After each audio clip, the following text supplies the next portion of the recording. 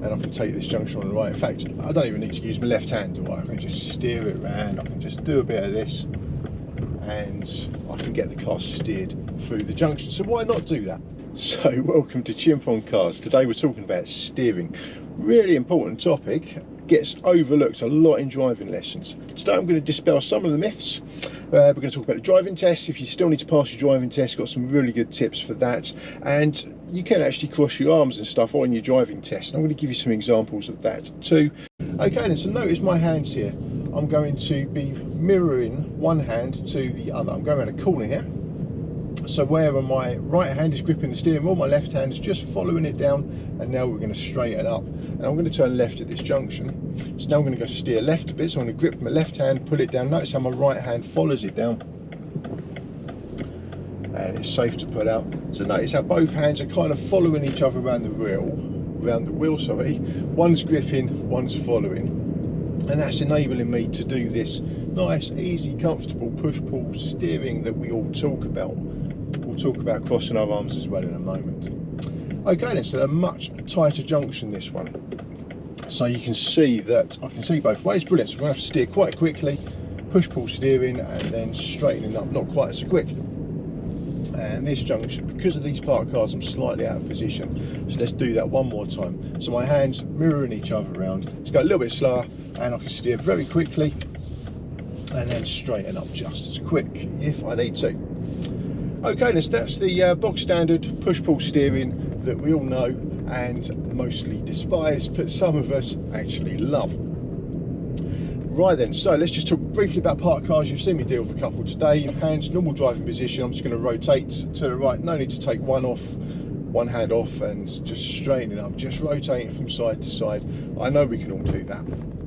And going around parked cars, bends in the road, that is often sufficient. Okay, so let's do this junction here. So what would crossing my arms look like? Well, let's wait for this van to come past, and I shall show you. So if my left hand goes up and over the top when I steer here, then that is cross on my arm, isn't it? In fact, I run out of steering there. It was just about enough actually to get around that junction. Okay, another example. And then we're going to think about why we won't want to get ourselves in that position. So my right hand, I've come right over the steering wheel there. I know it looks good. And straightening up there, and I can take this junction on the right. In fact, I don't even need to use my left hand, do I? I can just steer it around, I can just do a bit of this, and I can get the car steered through the junction. So why not do that? Let's just secure the car here for a moment. We are secure. Okay, so why not get my arms in these awkward positions? Well, simply, got the word airbag written there. There is an airbag in there. It's an explosive airbag, and I do not want that going off with my arm in that position, because it's going to be very painful. It's going to be even more painful with that one because I've got a metal watch with a metal strap, and that's going to make an imprint on my forehead. I don't want that. So obviously I've got no intention of the airbag going off. It can go off by accident. It's a BMW. I very much doubt that it will go off by mistake. But when we're going out of these junctions, if I hit something, could even be a curb, it could set the airbag off. If I hit something, another car would be more likely, then that airbag is going to potentially deploy. So that's one reason. The other reason, notice when I've got my arm crossed in that position there, I've kind of run out of steering, haven't I? If I need to steer more, I'm kind of stuck. I then need to cross over with that arm and steer more. I know it works, it can be done, and I've seen plenty of people do it. I've seen people try and do it on their driving test. Now let's get to the driving test then. So if I steer nice, easy, comfortable push-pull steering, obviously, yeah, that's going to be great on a driving test. You would expect it to be so. If I cross my arms over a bit on a driving test, am I going to fail?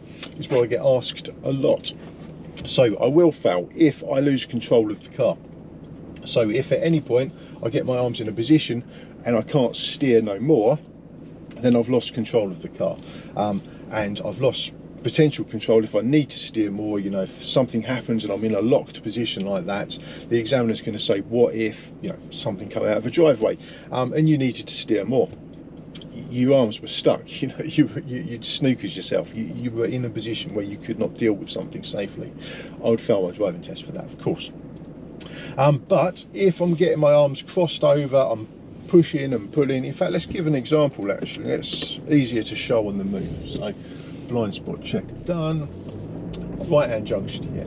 So crossing my arms over a bit, but without getting myself in an awkward position. So if I do a bit of this, feeding the wheel round like that, okay, I've cut the corner off a little bit there. That would have got marked up on the driving test, the fact I cut the corner off a bit, but the fact that I was pushing and pulling and passing the wheel from one hand to the other. Let's get up to the other end of the road and see that again. Then, yeah, that's okay. I had control, didn't I? So, junction here, coming up after the corner. So, which way should we go? Let's go left. We've got a few more junctions if we go left. So, there's a signal for a left turn. Okay, so normal, just rotate the wheel, get ourselves in a position, and then let's just pass the wheel from one hand to the other. Okay, and then pass the wheel straighten up. Okay, so that's not nice push-pull steering, but I had control of the car, didn't I?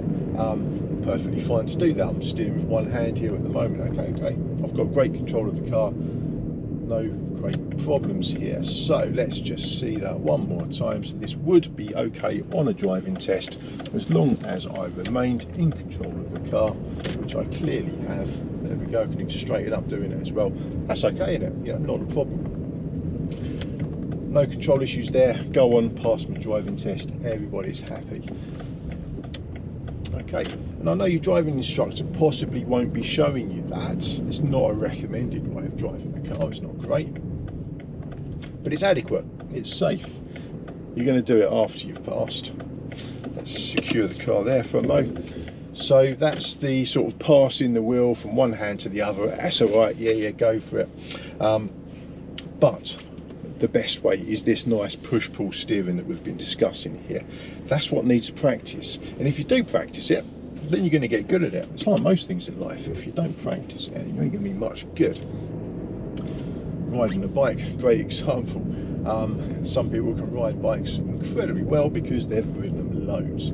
So push-pull steering then. Okay, so park cars again. Let's just keep our hands fixed, rotate, and then rotate to straighten up. Absolutely fine, no problems at all. Bending the road, just rotating my arms here, not getting my arms in a position where they're crossed. I'm just rotating from side to side. Okay, red van, let them go through, and then let's look at that nice push-pull steering. So feed the wheel one hand to the other and then feed it back again. It just works. It's great.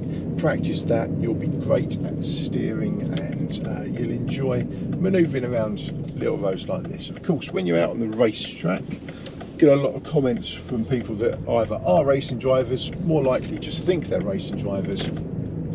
Then obviously, yeah, let's not do push-pull on the racetrack. That's going to cause all sorts of issues, isn't it? Right then, okay, so straightening the wheel up. So let's go up to the end of this road actually, because we've got a couple of tyre junctions up the top here, haven't we? So straightening the wheel up. The wheel will automatically self-straighten. If I take my hands off the wheel now, it finds a straight line, and that's good. That's just to do with the geometry of the suspension, the caster. It's probably the major factor there. Okay, so steering round, nice tight steer there. If I let go of the wheel, it will straighten up. Just need a little bit of a correction there, because as you saw, it don't straighten up perfectly necessarily. It just straightens up with the caster of the suspension. It doesn't notice parked cars and the like. So again, let go of it there. That should be about right. No, too soon again. Doesn't matter. Okay, so that wouldn't be quite so good on a driving test. Two reasons. One is judging exactly when to let go of the steering wheel so it straightens up in a nice straight line down the road is near on impossible. But we've lost control of the wheel there, haven't we? If we're letting the wheel straighten itself up fully, then we are just giving away control to the gradients on the road and the caster of our suspension. And parked cars, random acts will make it good, sometimes bad, other times. So let's not do that, but we are all aware that the steering wheel will straighten itself.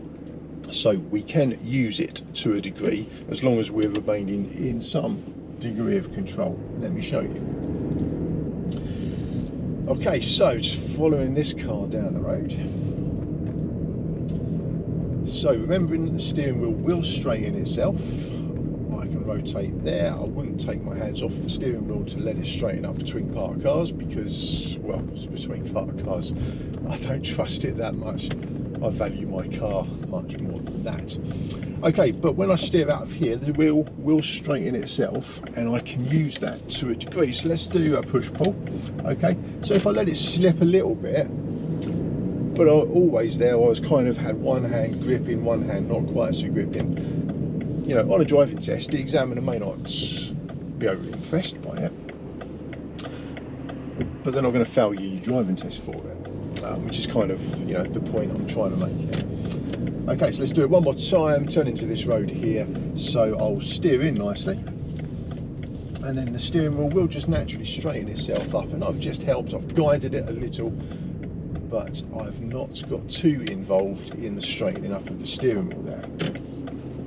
When we're steering on our driving test, we can get away with a few things. It don't have to be a perfect push-pull steering technique, and we're all happy with that.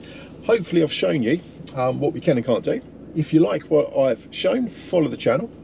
Plenty more tips and guidance coming through on the channel, so follow us, subscribe to us, and if you've got any comments, then obviously drop them in the comments below. Be sure to like the video if you have liked it, and we'll see you in the next one.